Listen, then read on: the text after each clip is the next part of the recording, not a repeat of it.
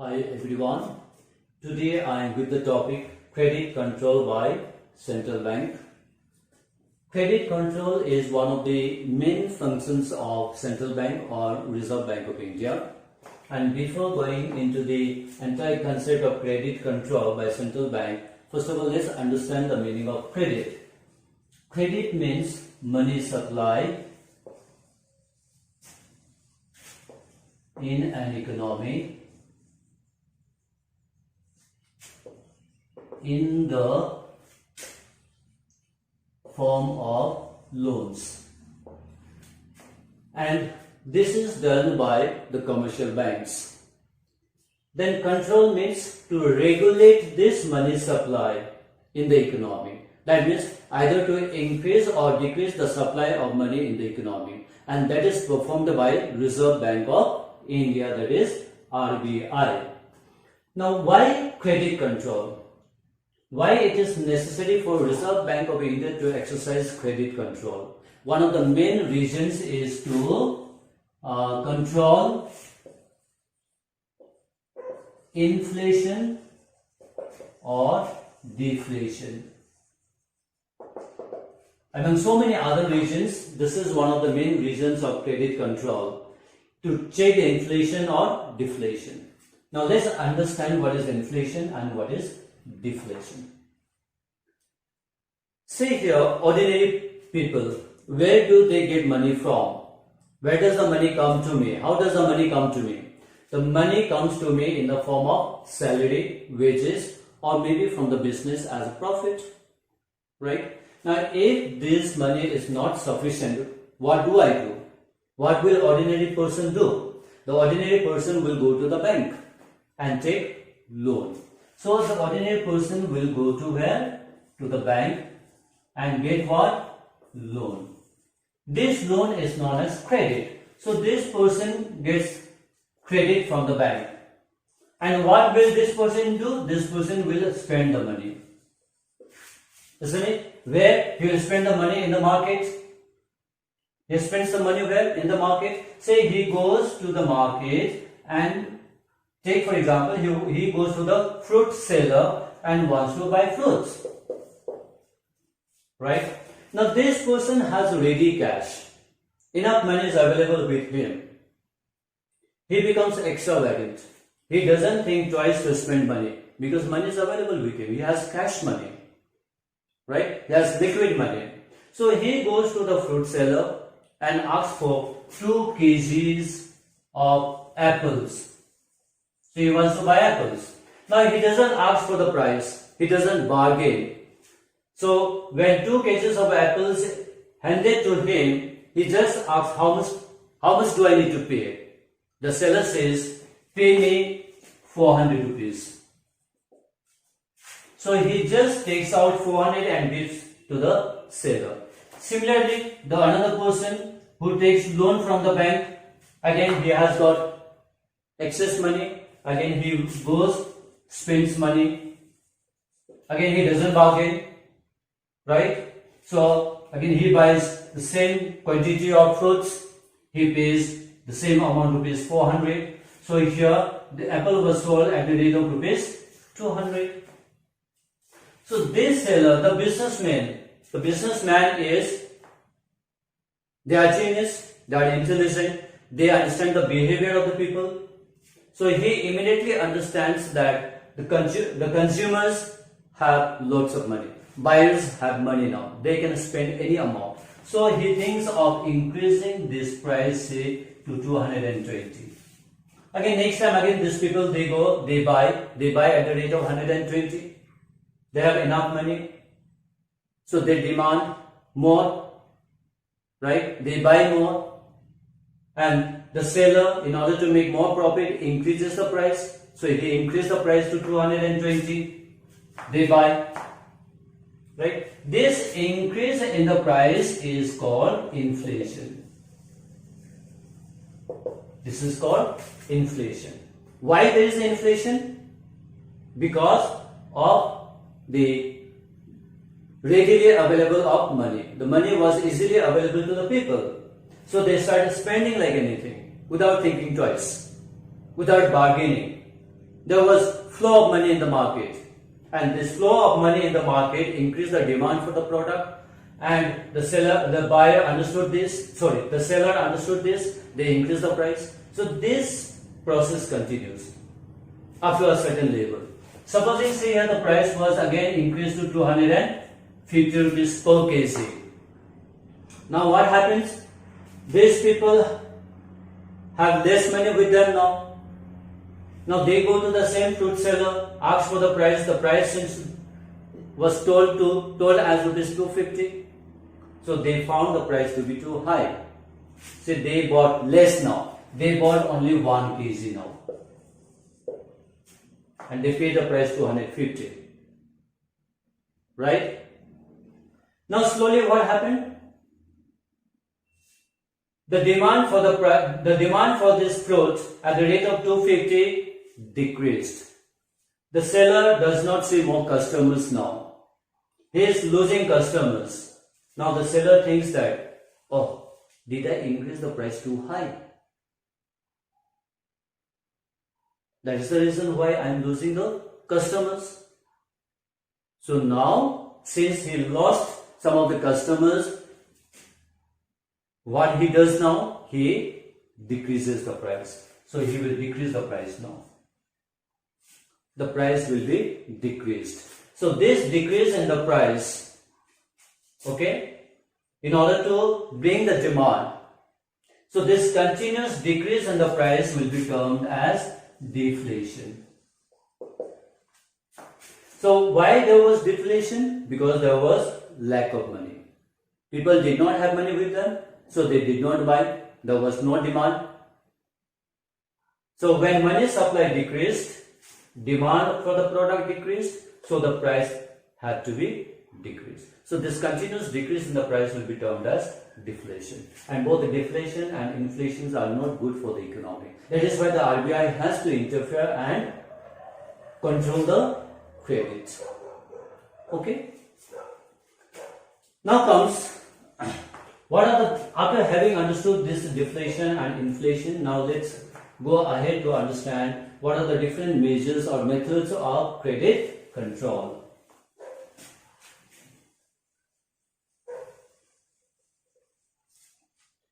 There are two methods of credit control. One is quantitative method. Another one is qualitative method. Quantitative method, as the term quantity. So this method has direct relation with the quantity of money supplied in the economy. When I say quantity of money supplied, means actual amount of money, like maybe 60 lakhs, 1 crore, 80 lakhs, those kind of things. That is called quantitative method. It has direct relation with the quantity of money, right? So under the quantitative method, there are different methods or different methods used. They are bank rate policy, CRR, that means cash reserve ratio. This is cash reserve ratio. SLR, that is statutory liquid ratio, and open market operation. So these are the 4 different ways under the quantitative method to control the credit by central bank. Under qualitative method, you have margin requirement,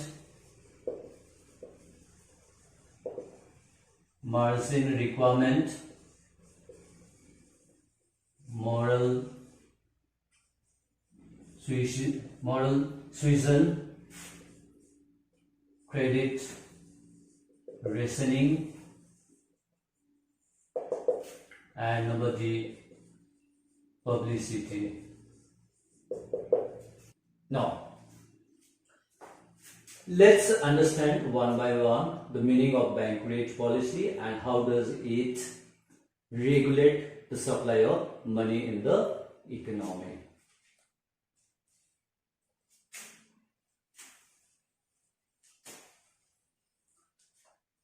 Bank rate policy here. Supposing the ordinary person needs money, he will go to where? He will go to the bank, commercial banks. So he takes loan from the commercial bank. When this person takes loan from the commercial bank, he has to pay interest to the bank. This interest paid by this person is called base rate.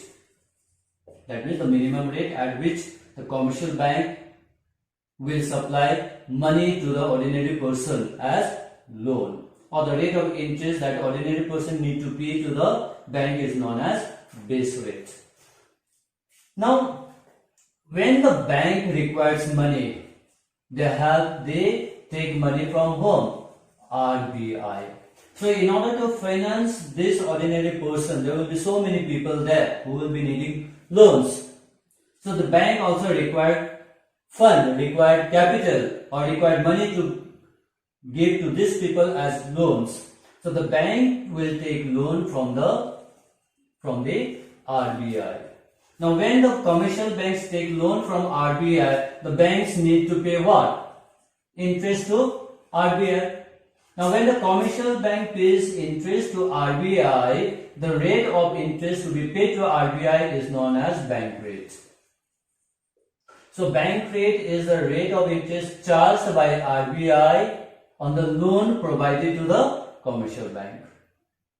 Okay? Now supposing the bank rate is 5%. Then what is this bank doing? The bank is taking money from RBI and the same money is being provided to these different people as loans. So, and the purpose of this bank is to earn profit. So this bank has to charge interest to these people at a higher rate, higher than 5%. Say the bank decides to charge 6% rate of interest. So here the base rate is 6%. Okay? Now if supposing here, if RBI increases the bank rate, supposing here the bank rate is increased by RBI, say it increased to say 10%. What will happen? What effect it will have on the base rate then? The bank will provide loan at 6% rate? No. Why? Because in that case they will lose. So they will increase it, they increase it to 12%. So when bank rate is increased, interest rate for the people also increase. That means the loan becomes cheaper or expensive. The loans become dearer. So people have to pay more interest. So in that case, the demand for the loan will decrease. So what do we see here? If bank rate increases, then the demand for the money will decrease. That means the money supply will decrease. So when money supply decreases, people will have no money. So the demand for the product will also decrease. So the inflation will be controlled. So in the other way around, supposing if the bank rate is decreased to 4%, then in this case the base rate will also be decreased and say the bank decide to decrease it at 5%. So when the base rate is 5%, then the interest to be paid by the people will be less. Interest will also decrease. So more people will go for loan. There will be demand for money. So bank will provide more loans to the people. So money supply will increase when the rate decreases. Right? So bank rate policy is one of the ways of credit control. If RBI wants more money to come in the economy, then the RBI will decrease the bank rate. And if RBI feels that less money should come in the economy, then the RBI will increase the bank rate. Now comes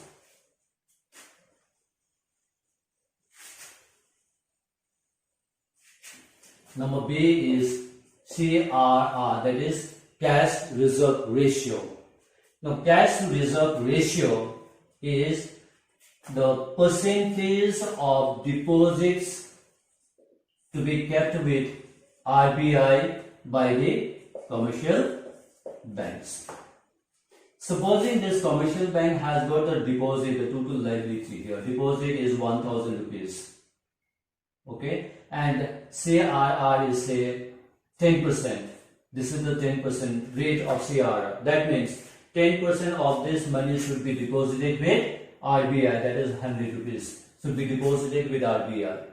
That means the bank now does not have 1000 rupees. This 1000 has been decreased to 900. That means this bank will be able to give loans only out of 900 rupees. Right? So here the money supply has come down from 1000 to 900. Now what happens if RBI wants to decrease the money supply in the economy? If RBI wants to decrease the money supply in the economy, then CRR will be increased. See here, if it is increased to say 20%, then what will happen? 20% of 1000 needs to be deposited with RBI. So the bank will have how much? 800 rupees. So what happened here? The availability of money with the commercial bank has come down. That means they will be able to give less amount of loan. So the money supply will decrease. And if CRR is decreased, say it is decreased to 5%. 5% of 1000 is 50 rupees. So only 50 rupees will go to the RBI. So they will have how much? 950. So when CRR is decreased, money available with the commercial bank increases. So the commercial bank will be able to provide more loans. So money supply increases. That means when CRR is decreased, money supply increases.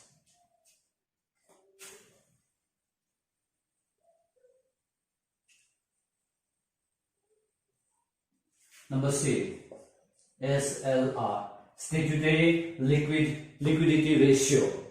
So this is liquidity ratio means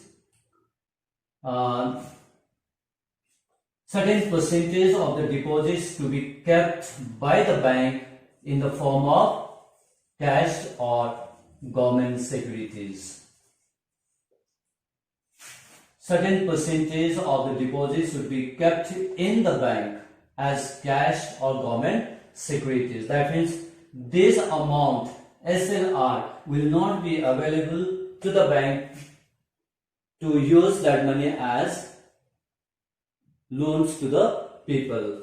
Like say here, if SLR rate is 10% and the deposit amount is 1000 rupees, then again 10% of this is 100 rupees. That means this 100 rupees should be kept by the bank in the form of cash as emergency fund. Why? Because bank does not know how many people will come to withdraw money.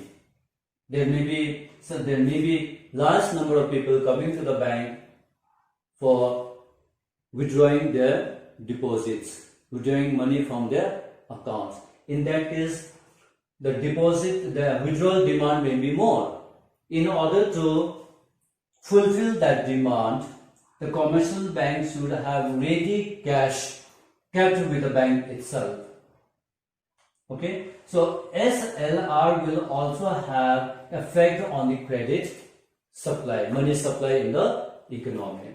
Now, if RBI wants less money to be available in the economy, then RBI will increase the SLR. So when SLR increases, bank is required to have more money in the form of cash. That means this money will not be available for loans. So the money available with the bank decreases. So the supply of money will also decrease. So when SLR increases, money supply decreases. And when SLR is decreased, money supply will increase. When SLR, that means if the bank is required to keep less amount in the form of cash, then they will have more capital, more fund available with them to be given out as loans. So the money supply will increase.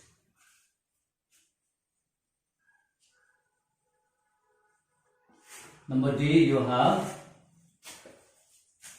open market operation.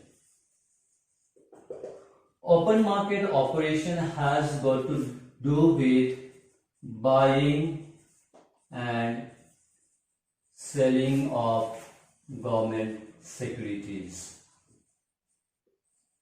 which is done by RBI.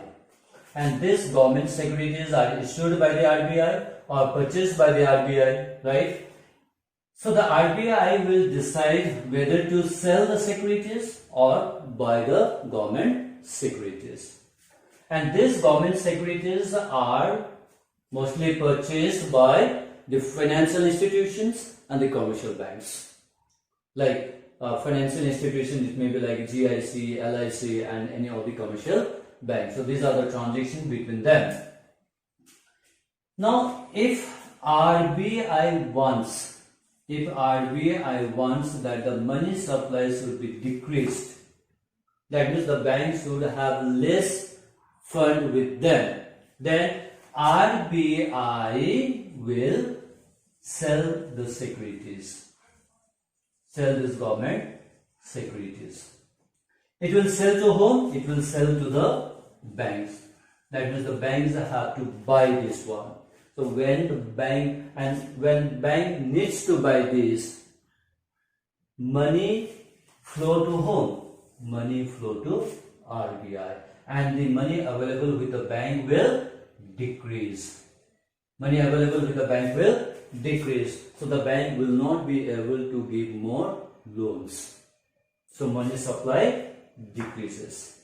Now if RBI wants to increase the money supply, then RBI, what RBI will do? RBI will purchase the government securities. Purchase from whom? Purchase from the bank. That means the bank has to sell this. So when bank sells the government securities, the bank will get what? The bank will get money. So the bank will have more money with them. So they will be able to give more loans.